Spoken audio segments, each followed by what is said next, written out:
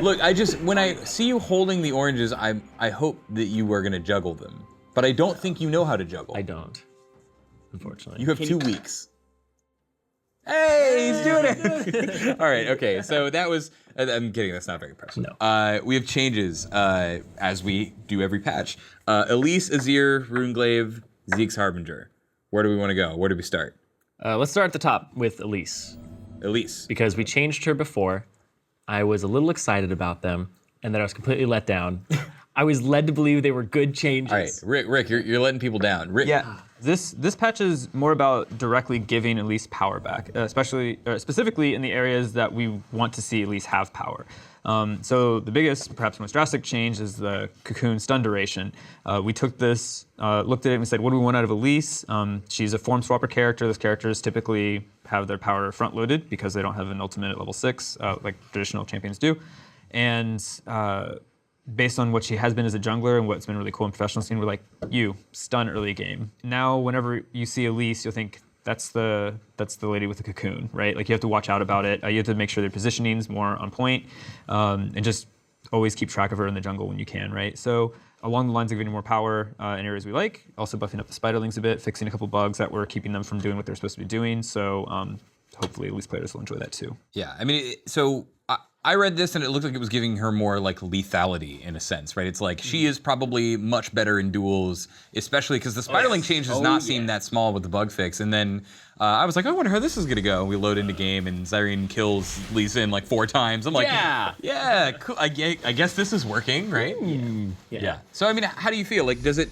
I know we've talked previously, and you feel like this character's late game is still not there, which sounds like it might actually be an intended cost of being the form swapper, but is she going to break through the barrier and maybe start to see play? Because we already know some people like Dexter really like her. Yeah. She might scratch the surface a tiny bit, just like how Olaf is scratching the surface a little bit in competitive play. Yeah, like for Reign over. Yeah, it's just like Lee Sin as well. Same kind of objective, right? Dominate the early game, make some mid-game plays. But people are really liking the reliance, or like the reliability of late game junglers. The fact that they're tanky, they get to be a frontline format AD carry who now has all the damage, right? But my hunch is that she's still gonna need a little more help. Okay, talking about you're mentioning reliability, we have Azir.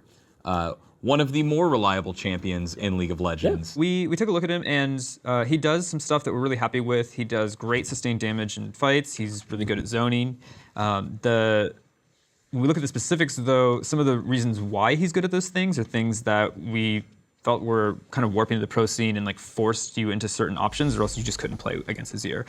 So the knock up on his E was specifically shutting down movement abilities, which really just didn't make sense as a strength of the character, especially when we had that strong of a zoning, right? Like the ability to also keep people in place or lock them down. He's still gonna do Azir things. He's still gonna have that long range poke pattern, the one that everybody hates, but his kill pressure and jumping in is gonna be a little hard to execute on. I know in the playtest team we have this joke where we're just like, there's no counterplay, and there was no counterplay. He would knock you up and he would just be able to knock you back into his team, and you can't do a single thing about it. You can't flash away. Now you have the opportunity to do it when you start seeing him gap close.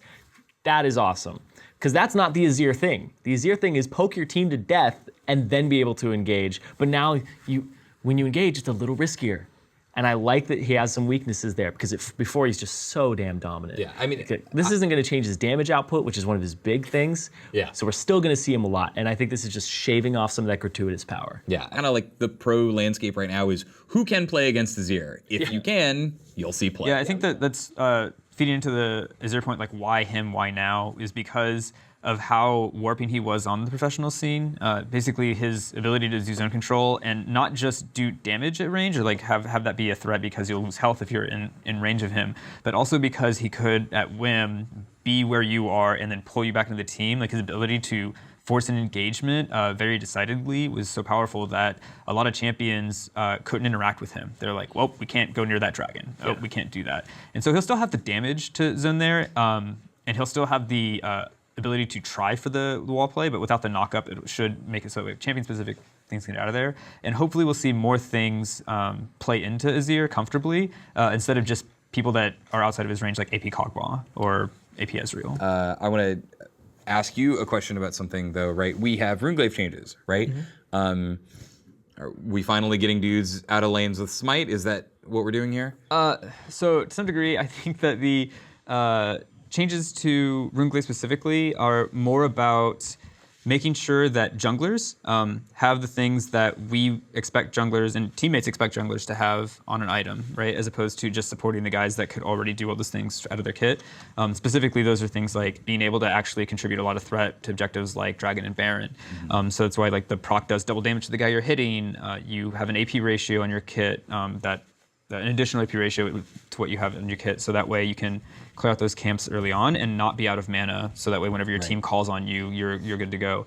So I think that these changes just solidify those parts more, and also clean up some stuff that we did see some abuse cases, like the converting the attack to magic damage that were kind of getting in the way of what we really wanted to see, which was an item for junglers being bought by junglers. Yeah.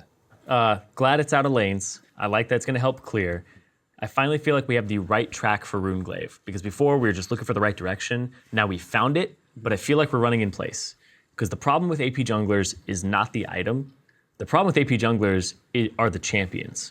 We're seeing the same champions, and just for an example that I think is actually very good, Spectral Wraith gave you all the tools to jungle. Spell Vamp, it gave you HP, it gave you mana back when you killed camps. It had more AP than this item, and we still didn't see AP junglers. Because AP junglers just aren't good junglers. So now that we've tuned the item, the next step would be looking at champions that are on the cusp and possibly bumping them up. And are we looking into doing something along those lines? Yeah, I think there's two parts of that, right? And I think one is that we've come to the part where like we can't just give these guys stats, and those stats will make them junglers, right? The other part you're on, I think, in that they're just characters who the way that they function isn't meant to be in the jungle, right? We didn't have that in mind. They didn't have the tools to succeed. So now that that item's in place, we can do a pass on some characters that are maybe close or maybe would be really cool in the jungle and do updates to them if we think that that will really help push them in that direction. I think it's been a bit of a roundabout way, right? Yeah. But it does feel like that to me as well. It's if we can get this item into a spot where it does facilitate these types of junglers, right, then we can probably in good faith make more of those junglers or push some of these orphaned characters that feel like they don't have places to go into that area, right? Because this is something that we were actually talking about, right? Like season 2 to season 3, dudes like Pantheon, Wukong, Kha'Zix, like Kha'Zix was being played in lanes, but now these are characters that can jungle, right? Where they couldn't do that before. I think getting us into a spot where we can build some more of that for the future seems like a really cool idea to me. So I don't know. Last thing, Zeke's, new Zeke's, the Harbinger. The Herald is done, has been replaced with the Harbinger. And why is that, right? Like, why did we completely remove Herald when they kind of seem like they're doing different things, at least stat-wise? Yeah, I think that functionally, like spiritually, I guess, like what the items were kind of trying to capture. Was that, hey, I have a buddy that I want to amp up, right? And so Herald was more about, hey, you like AD and lifesteal, right? It's we would assume pretty general stats, right, that you might like. But what we ended up finding was that those stats, like when you give to like 1 or 2 people that might appreciate them, just didn't feel like enough of an impact. And tuning those up to a degree where it would feel that way would basically just kind of like force everyone to want to be a person that could take advantage of Zeke's, right? So you're trying to like set up these comps that maybe aren't good, like your 5 AD comps, or you're just giving a bunch of stats to people when they're like, why don't I have Locket? Right, and so there's that. I think that this is more taking that and trying to amp it up so that way the buddy system is something that you could really just go hard into in terms of like items. You can buy Mikhail's, you could buy the Zeke's Harbinger, and you can say, hey, you, Jinx, we're going. We're giving you stats, we're protecting you, you can't be CC'd. It's everything that you want to see out of a AD carry. No, it's not. No, it's not. Everything you want to see out of an AD carry on your own team. Like when you buy this item, it's 2250 gold. You'll buy it after Sightstone, Moby Boots, and maybe something else. Right. But your AD carry is already going to have Infinity Edge. Even if you're behind, if you're on your back foot as a team, once you complete this item, just go have a mid-game team fight as Jinx, and she's just going to rocket crit everybody in that mid-game team fight. And that's a huge comeback mechanic there. Like, she's just going to spike so hard. This item is really cool. I absolutely love what this item's going to do. It may be a little overtuned. Like, I think this is scary. The build path for it is in an awkward place because not everybody wants that AP. A lot of supports really just want HP because it's just universal for what their job is. The armor will help them with that, like you were telling me earlier. But, oh man, this item is super snowbally and it has comeback. So it's like, that just signals me it's strong once you buy it. Yeah. I just want to see who actually buys it and when they start buying it. I just like that you don't always have to bind with the AD carry. Like 50% crit chance on AD carry, it's all good, we all know that, right? But sometimes there can be some fighters or some mages where that crit chance or the 20% AP is gonna be really strong, and rebinding and finding out like what is the absolute insane thing, who is the threat on my team I'm amping, seems like it could be really, really powerful. Yeah, this gives teams that are actually pushing forward a slight advantage when using this item, because you're clearing a minion wave, you're watching your stacks beforehand, and then you walk up to the fight. Or you're like, okay, we're sieging bot, I will go to Krugs for a little bit, and then I'm gonna walk up, right? The team that's on the back foot that is having to wait for the minion wave to get to them has a little bit of a disadvantage here, and that's something that I think if people catch on to the item and how to use it properly, they'll start exploiting that. Yeah. Also, if you have a team level, you can coordinate like around power spikes, right? Like, oh, this mage turns on really early, right? I'm gonna amp this guy. It's like, oh, we have the late game hyper carry. Now he gets a crit chance, right? So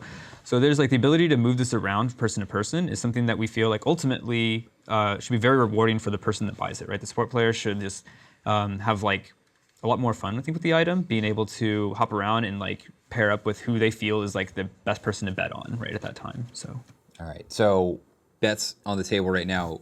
What is the most broken bind with Zeke's Harbinger? I want to see something like Kog'Maw, like AP Kog'Maw. Oh, you get like both? Yeah, get where you can, anyone that can double off both. I'm always excited about those, right? Like, so Ezreal's a guy that you love Ezreal, right? No.